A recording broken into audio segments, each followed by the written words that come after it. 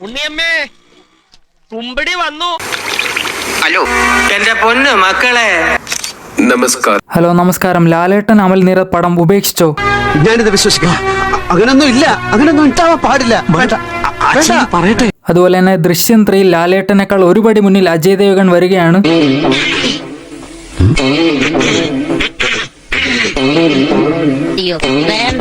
അതല്ല, ഇത് വെച്ചോ.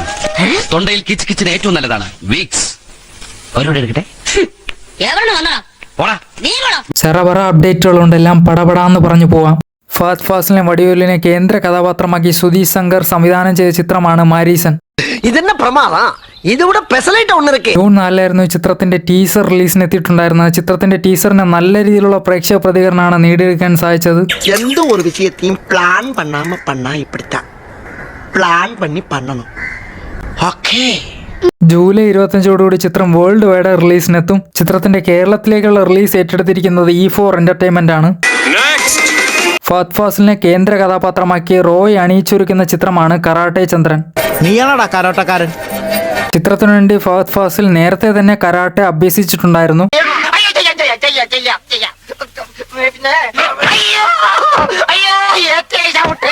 ചിത്രത്തിൻ്റെതായിട്ടുള്ള ലേറ്റസ്റ്റ് അപ്ഡേറ്റുകൾ പ്രകാരം ചിത്രം ഈ വർഷം ഒക്ടോബറിൽ ഷൂട്ട് ആരംഭിക്കുമെന്നാണ് റിപ്പോർട്ടുകൾ സൂചിപ്പിക്കുന്നത്.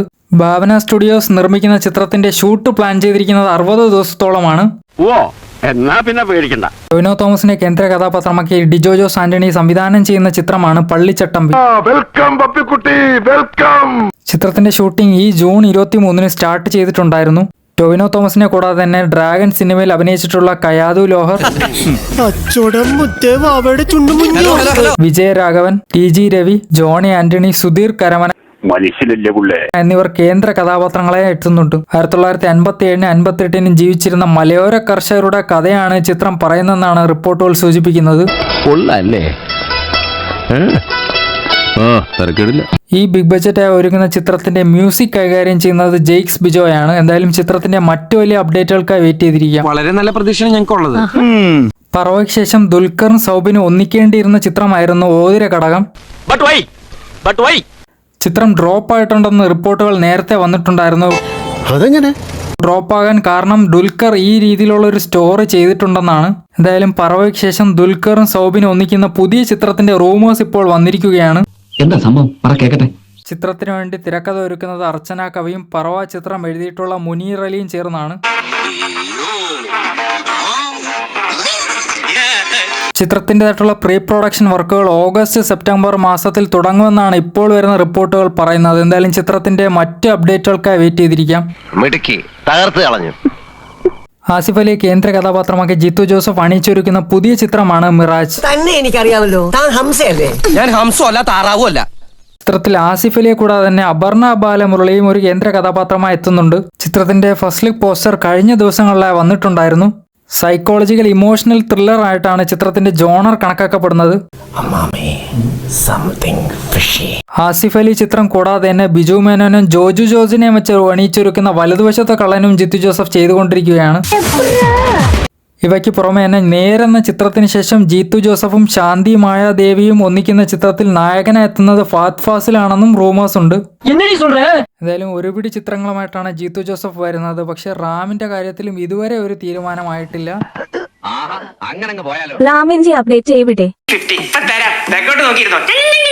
എന്തായാലും വരുന്ന ചിത്രങ്ങളുടെ അപ്ഡേറ്റിനായി വെയിറ്റ് ചെയ്തിരിക്കാം. ജനനായകൻ എന്ന തലപതി വിജയ ചിത്രത്തിന് ശേഷം H വിനോദും തലൈവർ രജനീകാന്ത് ഒന്നിക്കുന്ന ചിത്രത്തിന്റെ റൂമേഴ്സ് ആണ് ഇപ്പോൾ വന്നുകൊണ്ടിരിക്കുന്നത്.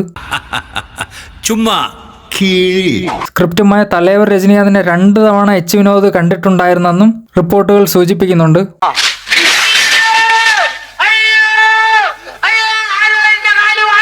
ജയിലർ 2 എന്ന ചിത്രത്തിന് ശേഷം തലൈവർ രജനീകാന്തും മണിരത്നവും ഒന്നിക്കുന്ന ചിത്രവും റൂമേഴ്സായി പറയപ്പെടുന്നുണ്ട്.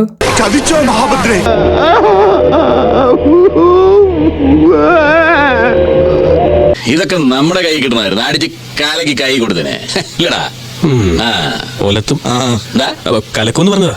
ലാലേട്ടൻ, മമ്മൂക്ക, ഫഹദ് ഫാസിൽ, കുഞ്ചാക്കോ ബോബൻ എന്നിവരെ കേന്ദ്ര കഥാപാത്രമാക്കി മഹേഷ് നാരായണൻ സംവിധാനം ചെയ്യുന്ന ചിത്രമാണ് MMMN.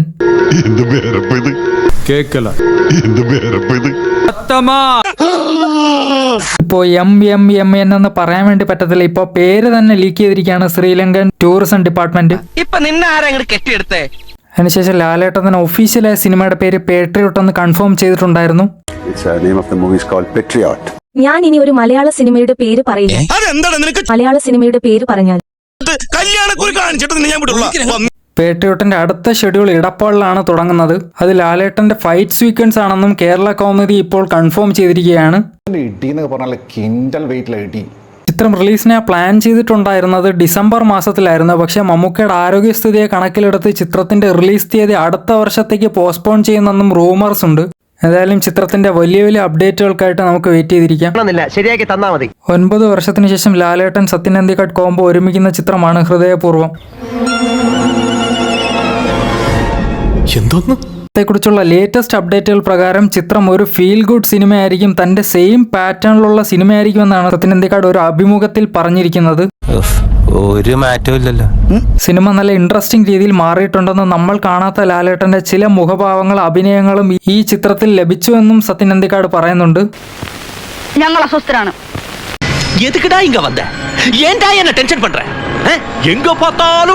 സിംഗ് സൗണ്ടിലാണ് സിനിമ ചിത്രീകരിച്ചിരിക്കുന്നത്. പോസ്റ്റ് പ്രൊഡക്ഷൻ നടന്നുകൊണ്ടിരിക്കുന്ന ചിത്രത്തിന്റെ റിലീസായി പ്ലാൻ ചെയ്തിരിക്കുന്നത് ഓഗസ്റ്റ് 28 കൂടിയാണ്. എന്തായാലും ചിത്രത്തിന്റെ അടുത്തടുത്ത അപ്ഡേറ്റുകൾക്കായി വെയിറ്റ് ചെയ്തിരിക്കാം.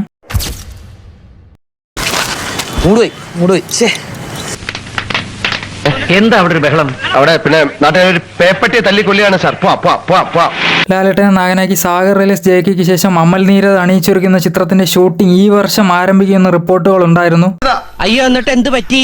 ഒക്ടോബർ മാസമാണ് ചിത്രത്തിന്റെ ഷൂട്ട് ഡേറ്റ് പ്ലാൻ ചെയ്തിട്ടുണ്ടായിരുന്നത്. പക്ഷെ ആ ഒക്ടോബറിൽ തന്നെയാണ് ദൃശ്യം 3യുടെ ഷൂട്ടിങ്ങും പ്ലാൻ ചെയ്തിരിക്കുന്നത്. നിലവിൽ ദൃശ്യം 3യുടെ ഷൂട്ട് ഡേറ്റ് 45 തൊട്ട് 55 ദിവസത്തിനുള്ളിൽ തീർക്കുമെന്നാണ് റിപ്പോർട്ടുകൾ പുറത്തുവരുന്നത്.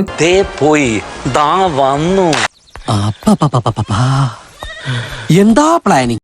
അതേസമയം തന്നെ അമൽ നീരദ് പ്രോജക്റ്റിനായി കേരളത്തിന് പുറത്തും ഇന്ത്യക്ക് പുറത്തും മറ്റ് വിദേശ രാജ്യങ്ങളുമായിട്ട് ഷൂട്ട് ലൊക്കേഷൻസ് ഉണ്ട്. ഏകദേശം 150 ദിവസത്തോളമാണ് ചിത്രത്തിന്റെ ഷൂട്ട് ഡേറ്റ്സ് വരുന്നത്. ഇതുവരെ ചിത്രത്തിൻ്റെതായിട്ടുള്ള ഒരു ഒഫീഷ്യൽ പ്രഖ്യാപനം വന്നിട്ടില്ല. അതോടൊപ്പം തന്നെ ചിത്രത്തിന്റെ ഷൂട്ട് ഡേറ്റ് മാറ്റുന്നതായിട്ടും ഒരു റിപ്പോർട്ടുകളും വന്നിട്ടില്ല. നിലവിൽ വരുന്ന റിപ്പോർട്ടുകൾ പ്രകാരം ജിത്തു ജോസഫ് സിനിമയായ ദൃശ്യം 3 അഭിനയിച്ച ശേഷം തന്നെ ലാലേട്ടൻ അമൽ നീരദ് പ്രോജക്റ്റിൽ ജോയിൻ ചെയ്യുമെന്നാണ്. ചിലപ്പോൾ ഈ റൂമേഴ്സ് മാറാൻ കൂടുതൽ ചാൻസ് ഉണ്ട്. കാരണം ലാലേട്ടന്റെ മിക്ക പ്രോജക്ട്സിന്റെ ഡേറ്റ്സ് എല്ലാം ക്രാഷ് ആയി നിൽക്കുകയാണ്.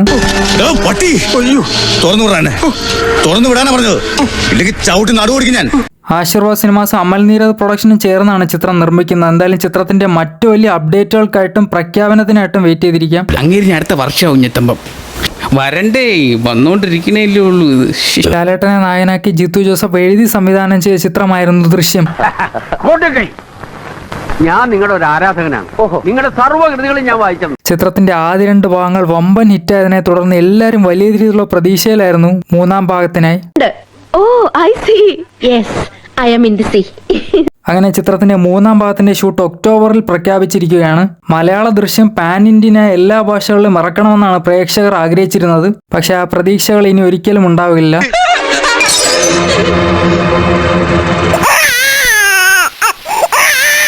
നീ എവിടെന്നാണ് വന്ന മരഭൂതമേ? ലേറ്റസ്റ്റായി ജിത്തു ജോസഫ് കൊടുത്തുന്ന ഇന്റർവ്യൂ പ്രകാരം താൻ ഇപ്പോഴും ദൃശ്യം 3യുടെ തിരക്കഥയിൽ വർക്ക് ചെയ്തുകൊണ്ടിരിക്കുകയാണ്. വർക്ക് പൂർത്തിയായ ശേഷം ഹിന്ദി ദൃശ്യത്തിന്റെ സംവിധായകനായ അഭിഷേക് പതാകിനെ തന്റെ തിരക്കഥ നൽകുകയും അവർക്ക് അവരുടേതായ രീതിയിലുള്ള ചെറിയ ചെറിയ മാറ്റങ്ങൾ വരുത്തേണ്ടതായിട്ടുണ്ടെന്നും ഈ ഇന്റർവ്യൂവിൽ പറയുന്നുണ്ട്. അതുപോലെ തന്നെ ദൃശ്യം ഇപ്പോൾ 3 ഭാഷകളിലായിട്ടാണ് കമ്മിറ്റ് ചെയ്തിരിക്കുന്നത്. നമ്മുടെ മലയാളം, തെലുങ്ക്, ഹിന്ദി. മലയാളി ഓഡിയൻസിന് ഒട്ടും ഇഷ്ടപ്പെടാത്ത രീതിയിലാണ് ഇപ്പോൾ വന്ന റിപ്പോർട്ടുകൾ. അതിന് അതിൻ്റെതായിട്ടുള്ള കാരണങ്ങളുണ്ട്. കാരണം ഇന്ത്യ വിട്ട് പുറത്ത് ദൃശ്യം അറിയപ്പെടുന്നതും മാർക്കറ്റിംഗ് ചെയ്യപ്പെടുന്നതും അജയ് ദേവഗണിന്റെ ബ്രാൻഡോട് കൂടിയാണ്.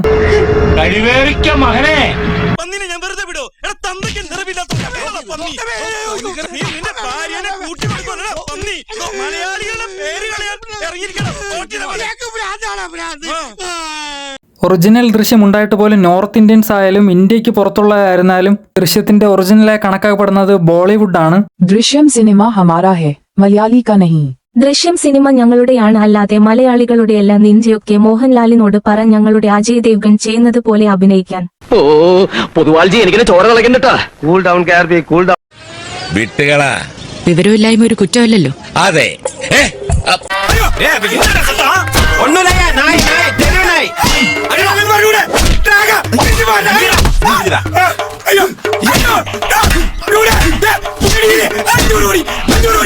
ഇതുകൊണ്ടൊക്കെ തന്നെയാണ് ദൃശ്യം 3 പാൻ ഇന്ത്യൻ ലെവലിൽ വേണമെന്ന് മലയാളി ഓഡിയൻസ് വാശി പിടിക്കുന്നത്. കാരണം ദൃശ്യം ഹോളിവുഡിൽ നിന്നും ഉള്ളത് കൊണ്ടാണ്.